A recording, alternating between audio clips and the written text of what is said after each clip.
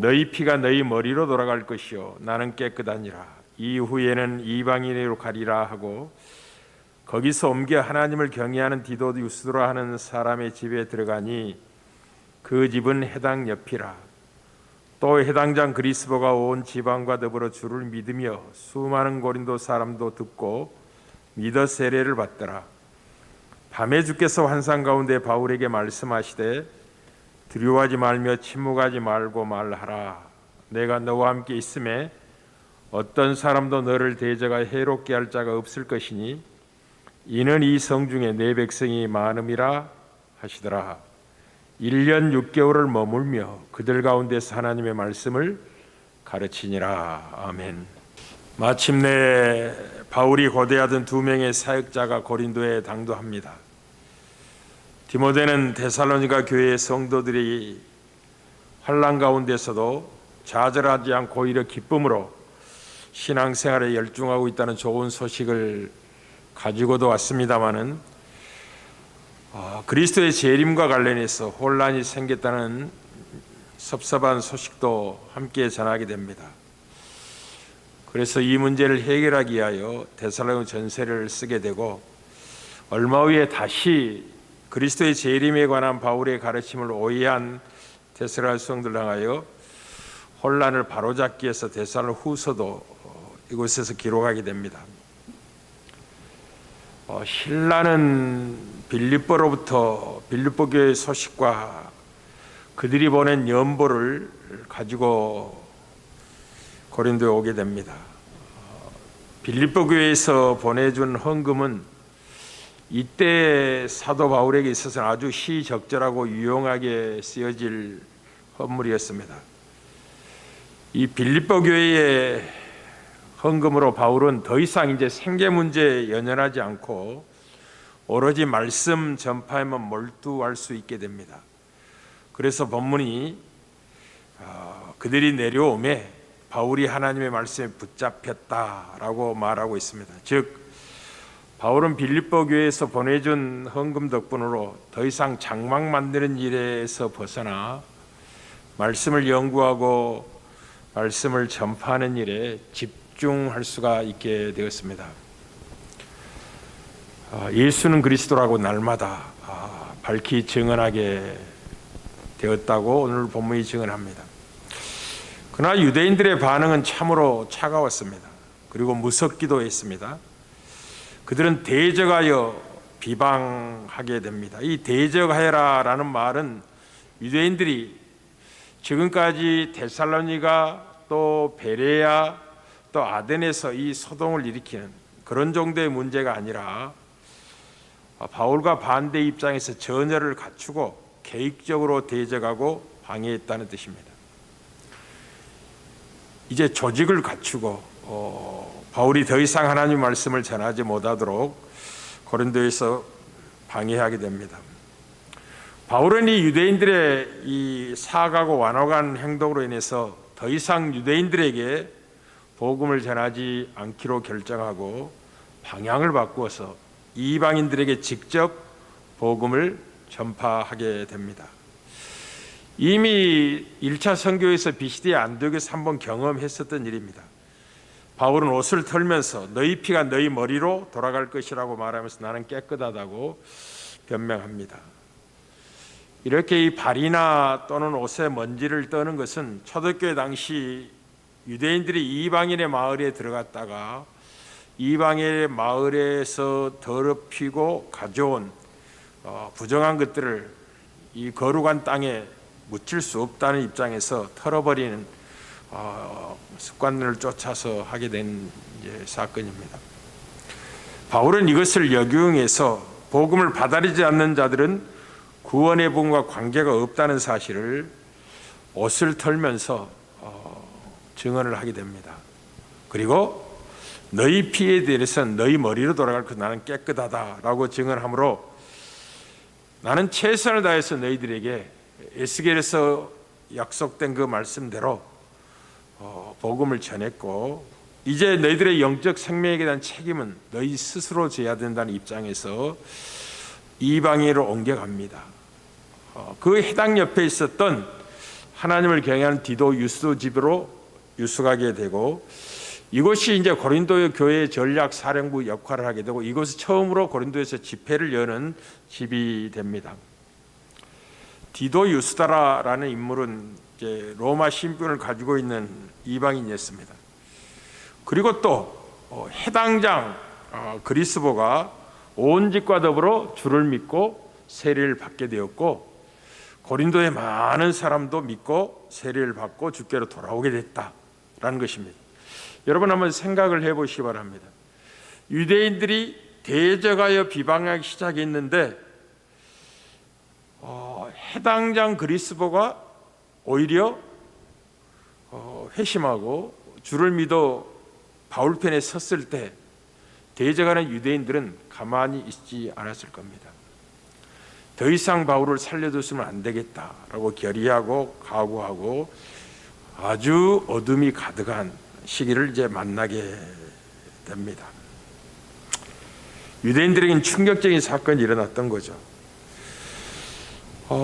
사도 바울은 이미 여러 차례 경험을 했습니다. 데살로니가에서도 유대인들이 어떻게 자기를 소동을 일으켜 죽이려고 했는지, 베레아까지 쫓아와서 자기를 죽이려는 도모를 했는지, 어떻게 간신히 피신이 아덴까지 왔는지, 그리고 고린도까지 왔는데 이제 이들은 체계적으로 계획적으로 자기를 죽이려는 도모 앞에 여러 차례 경험했듯이 그들의 소동을 피하여 고린도를 떠날 계획을 갖게 됩니다.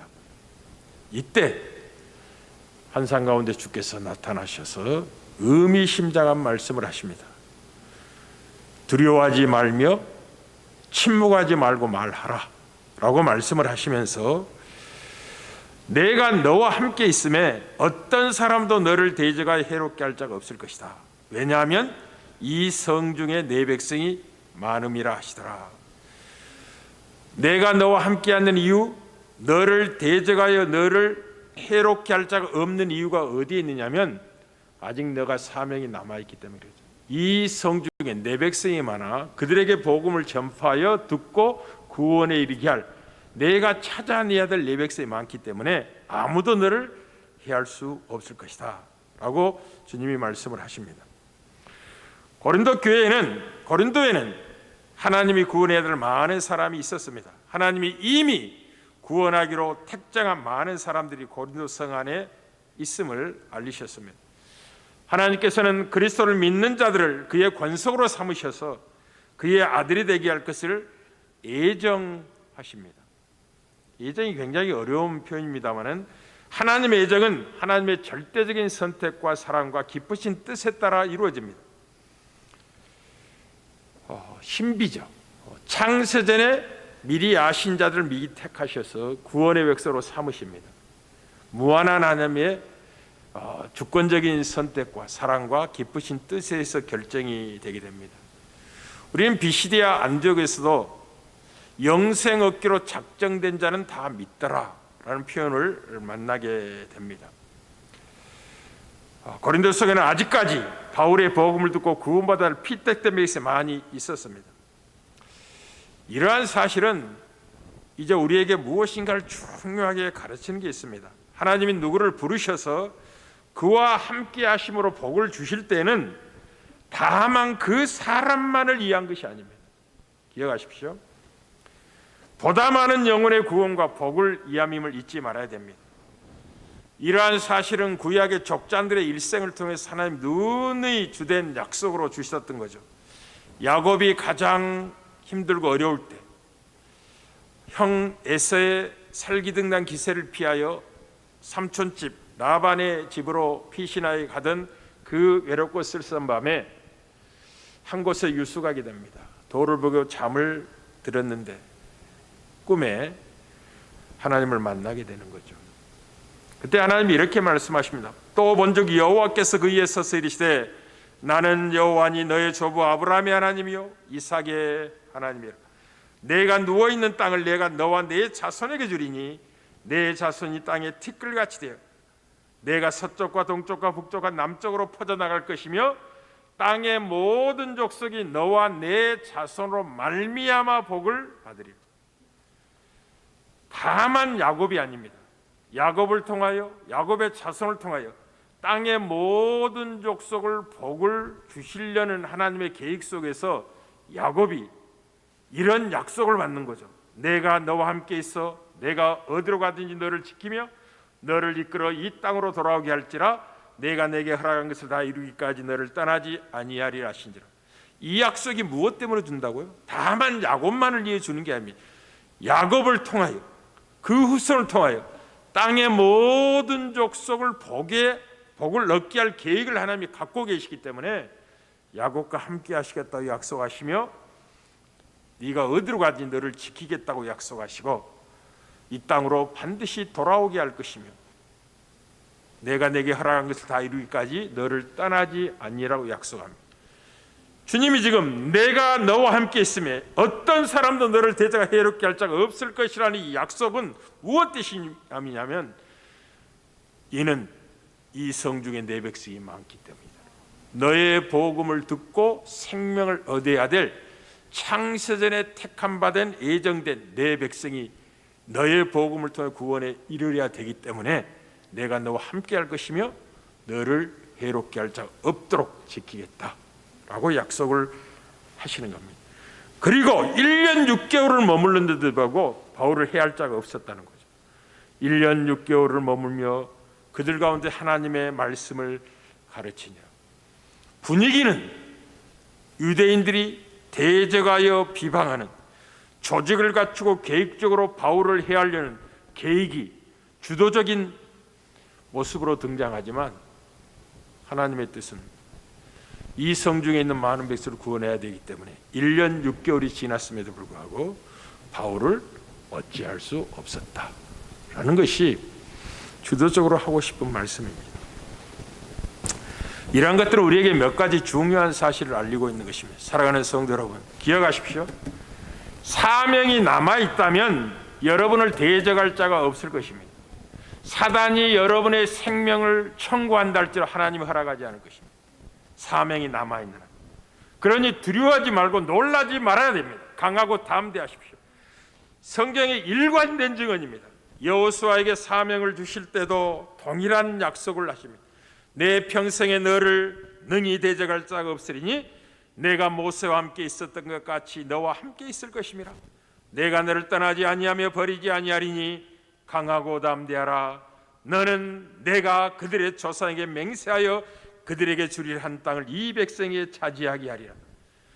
이 하나님의 사명이 여호수아에게 주어져 있기 때문에 그 땅을 다 취하여 분배하고 사명을 마칠 때까지는 여호수아를 대적할 자가 없을 것입니다.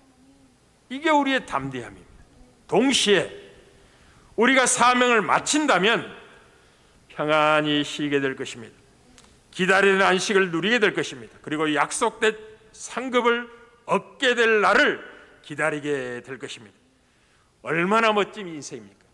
사명이 남아있다면 대적할 자가 없을 것이고 사명이 끝난다면 평안히 안식하게 될 것입니다. 이런 멋진 생이 어디가 있습니까? 우리는 다니엘이 사명을 마치고 다니엘에게 하신 말씀을 들어보시길 바랍니다. 다니엘서 12장 13절입니다. 너는 가서 마지막을 기다리라. 이는 내가 평안히 쉬다가 끝날에는 내 몫을 누릴 것입니다. 얼마나 아름다운 약속입니까? 다니엘아, 이제 네 사명이 끝났다. 이제 너는 마지막을 기다리고 네가 평안히 쉬다가 끝날에는 내 몫을 누리게 될 것이다. 너에게 그렇다는 상과 면류관을 얻게 될 것이다. 사도 바울은 이 비밀을 알고 있었습니다. 그래서 디모데후서 4장 6절 7에 이렇게 증언합니다. 전제와 같이 내가 벌써 부어지고 나의 떠날 기약이 가까웠다. 얼마나 멋진 표현입니다. 전제와 같이 내가 벌써 부어지고 세월이 빠르다는 거죠. 마지막 죽을 날이 가까이 왔음을 보고 있는 것입니다. 이렇게 빨리 세월이 가버렸다니, 벌써 그날이 왔다니. 그러면서 자기 일생을 돌아봅니다.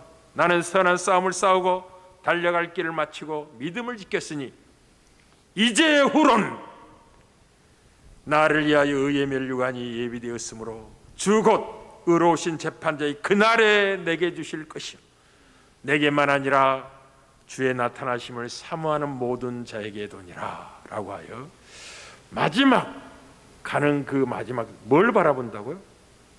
그 후에 자기에게 약속된 멸류관을 바라봅니다. 이게 사명을 가진 자의 담대함이고 사명이 끝난 자의 평안함입니다. 참 놀랍죠? 기도할 수 있어서 행복합니다. 기도할 수 있는 밤을 주신 하나님께 감사합니다. 특히 교회와 성도들과 그리고 열방을 향해 중보기도할 수 있어서 더욱 감사합니다. 중보기도는 교회의 생명줄과 같습니다. 중보기도자는 교회의 파수꾼들입니다. 우리는 중보기도로 세계 선교와 민족의 복음화를 이루도록 하나님께 강청할 수 있습니다. 기도는 교회의 의무이기도 하고 특권이기도 합니다. 교회는 만민의 기도의 집입니다. 기도하셔야 됩니다. 어려울수록 기도. 코로나19 시대 소문이 들릴 때마다 더욱더 기도해야 합니다. 물론 형통할 때도 기도해야 됩니다. 오늘 밤은 이렇게 기도하십시오. 하나님이 나에게 주신 복을 가지고 그 복이 나만을 위한 것이 아니라 많은 영혼의 구원과 복을 위함인 것을 깨닫게 해달라고 기도합니다. 여러분의 생명의 날이 남아있는 것, 여러분의 건강, 여러분이 맺고 있는 관계의 풍성함들, 여러분이 누리고 있는 부와 재능, 기타 등등 이 모든 것들이 다만 여러분들만을 위함이 아니라 여러분을 통하여 구원에 이르러야 될 백성들, 영혼들, 그들의 복을 위하여 주신 복들인 것을 깨달아야 됩니다. 그래야만이 놀라운 생이 되는 것입니다. 그런지 이 밤에 이렇게 기도하십시오. 시편 67편 6절 7절입니다.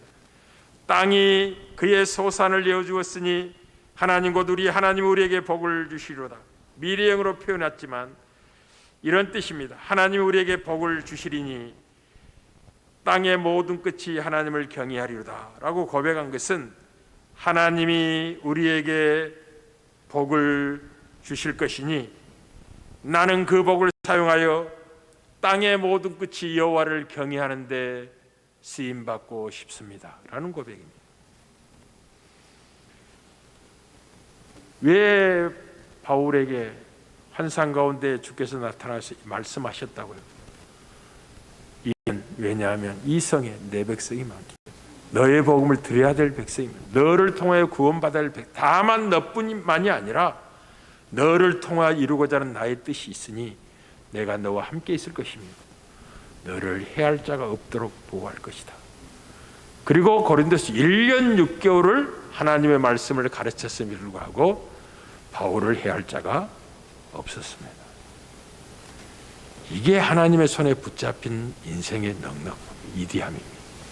사명이 남아있다면 여러분을 대적할 자가 없을 것입니다. 사명이 끝났다면 평안히 쉬게 될 것입니다. 그리고 우리에게 약속된 몫을 받게 될 것입니다. 얼마나 멋진 인생입니까? 얼마나 탁월한 존재들입니까?